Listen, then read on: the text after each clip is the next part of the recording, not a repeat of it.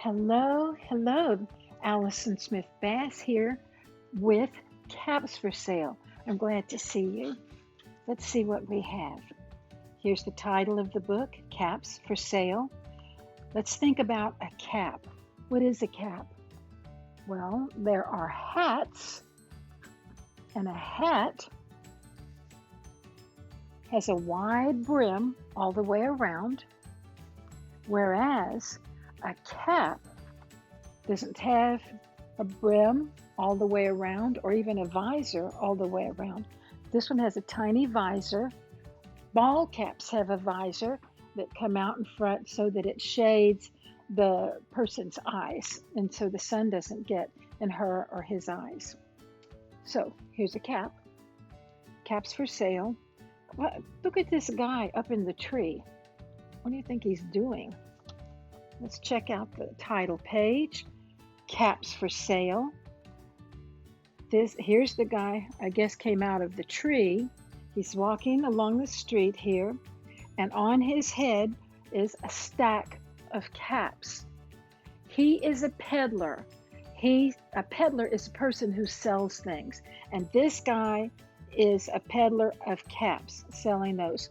The author and the illustrator, the woman that wrote and made the picture is named Esfer Slobodkina. She was born in Russia and then came to the United States. Here we go. Once there was a peddler who sold caps, but he was not like an ordinary peddler carrying his wares on his back. He carried them on top of his head. First, he had his own checked cap, then a bunch of gray caps, then a bunch of brown caps, then a bunch of blue caps, and on the very top, a bunch of red caps. He walked up and down the street, holding himself very straight so as not to upset his caps. As he went along, he called, "Caps, caps for sale, 50 cents a cap."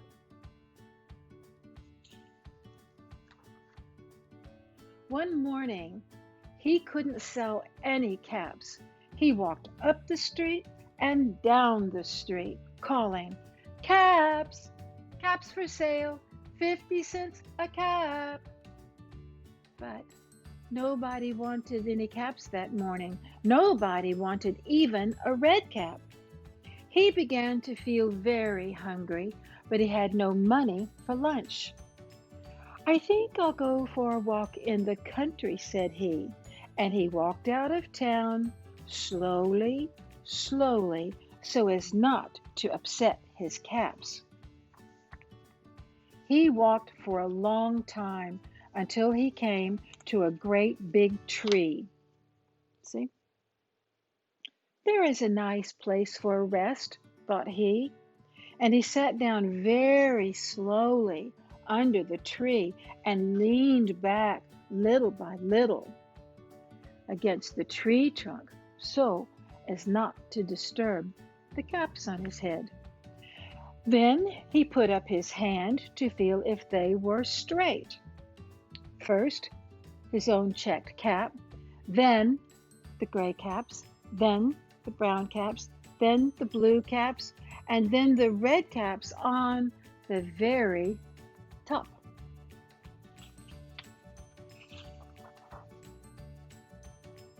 They were all there. So he went to sleep. He slept for a long time.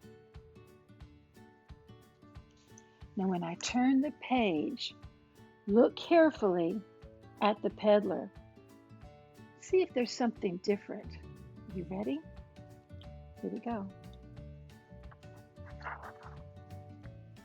When he woke up, he was refreshed and rested.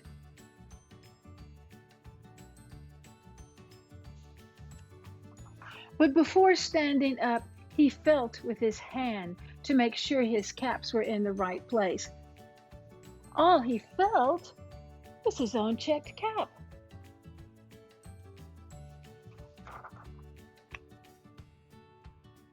He looked to the right of him. No caps. He looked to the left of him. No caps. He looked in back of him. No caps. He looked behind the tree. No caps. You ready? Then he looked up into the tree, and what do you think he saw?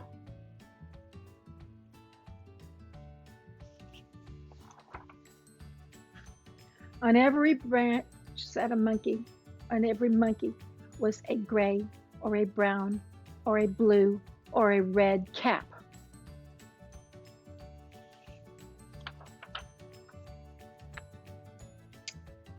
The peddler looked at the monkeys. The monkeys looked at the peddler. He didn't know what to do. Finally, he spoke to them.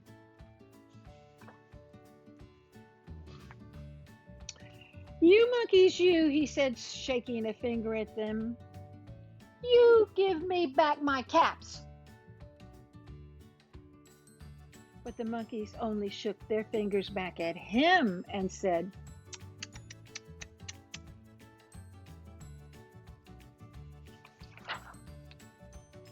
oh, this made the peddler angry. So he shook both hands at them and said, "You monkeys, you give me back my caps." But the monkeys only shook both their hands back at him and said,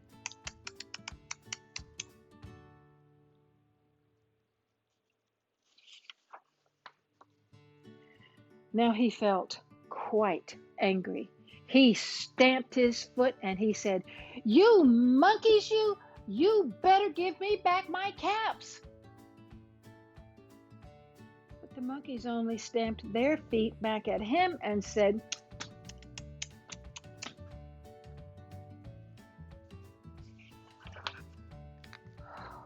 by this time, the peddler was really very, very angry. Oh, he stamped both his feet and shouted, "You monkeys, you must give me back my caps."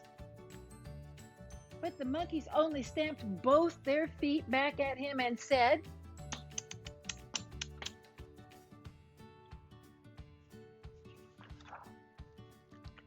at last he became so angry that he pulled off his own cap and threw it on the ground.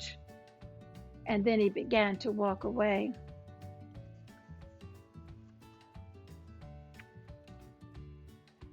But then each monkey pulled off his or her cap, and all the gray caps and all the brown caps and all the blue caps and all the red caps came flying down out of the tree. So the peddler picked up his caps and put them back on his head. First, his own checked cap. Then the gray caps, then the brown caps, then the blue caps, and then the red caps on the very top.